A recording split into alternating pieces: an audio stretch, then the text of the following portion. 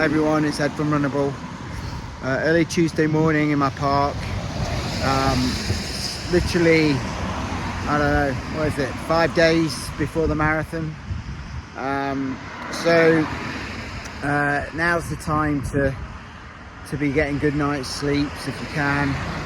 Taking it easy in terms of running, not pushing it too hard. Sleep is so important. It's where your body gets to regenerate. It's the time you allow your body to kind of self-heal. And if you don't get enough sleep, you're not allowing your body to do that. The chances are you're going to get fatigue or injury at some point. So it's a time for your mind and body to regenerate. To any of these kind of ailments you've got, whether it be mental or physical. Sleep is so important in terms of dealing with those. So never ever take any shortcuts when it comes to sleep, because you'll pay for it. Eventually your body will give up, you'll get injured, or mentally you'll start to give up, you'll fatigue mentally. So as I said, sleep is so important particularly in this tapering period, where you need to start getting your body in its best shape before the marathon. That's what I wanted to say mainly. The other thing I think is important is to make sure that you're wearing what I would describe as your favourite shoes in your last week before the marathon. So your go-to shoes. Don't start wearing anything. If you buy new pairs of shoes, don't start wearing them now. Again, your body needs to get used to them, and you could end up getting injured. So my go-to shoes, if I just show you, are won't be a shock to many people that watch my channel. Yes, because I'm not going to run in them for this marathon. They're my go-to for training at the moment. CLOs, they're just so nice to run in. Anyway, I better go. Talking about running, I better start running. So it is so important, sleep, just to go back to that, and it's important that you get enough sleep. Try and get your 6 to 7 hours, 8 if you can. Obviously 8's the ideal, but I don't think that many of us get 8, to be honest, but at least 6 or 7 and you should be fine. But that's all I wanted to say today. I hope I haven't put you to sleep, and I'll see you later. Bye bye. So sometimes we have nights where we go to bed early but we just don't sleep. Like I had one of those nights last night. I'm feeling a bit lethargic and finding this run a bit hard, to be honest. Yeah, I'm not pushing myself at all, but it's kind of like the weather's, I was going to say the S word, but it's rubbish, and I don't really feel like running at the moment. These are the mornings that it's a win that you've just actually got out of bed and done this, and B, you've got to be ultra careful because your mind's not with it, your head's not with it, your body's not got enough rest from the night before. Definitely the times where you could injure yourself, or you might just give up mentally on the run.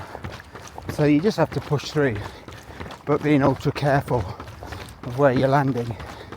And you should be doing that anyway, because this is your tapering period. It's a chance to work on your foot strike and form and everything else.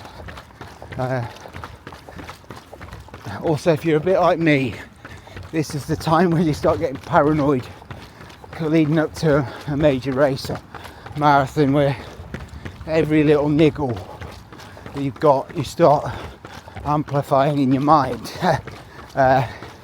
You become a hypochondriac over the next week, thinking, shit, is this going to affect me on the day? And then you make a bigger deal out of something than you should, and that can be detrimental, because ordinarily these little niggles you wouldn't even think about,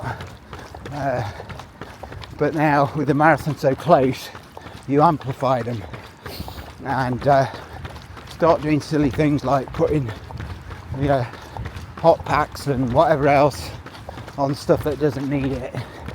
So just be conscious that you're in that kind of period where you will be paranoid about stuff, and say to yourself, Ed, stop being paranoid, you'll be fine. Because this is a mental battle as much of as a physical battle. Marathons are, really 80% mental. You've done the physical work needed to do a marathon. It's now the 80% mental side of things that needs to take over, and winning that mental battle is so important for actually running the marathon in a successful way. And the last week can be really mentally tough, so sleep is important, and trying to get good sleep is important because it helps you deal with this kind of thing, right? Because if you're not in a good state of mind and you're feeling all these kind of paranoia and your body's feeling a bit fatigued, then it all hits you at once and it's tough. So the more you can aid yourself by getting a good night's rest, the better. It can't be understated how important sleep is, because there is no better way of getting your body to recover and feeling better from hard labours of the day before. And it's, I say body, I mean body and mind. Sleep is a chance for your mind to be at peace as well as your body.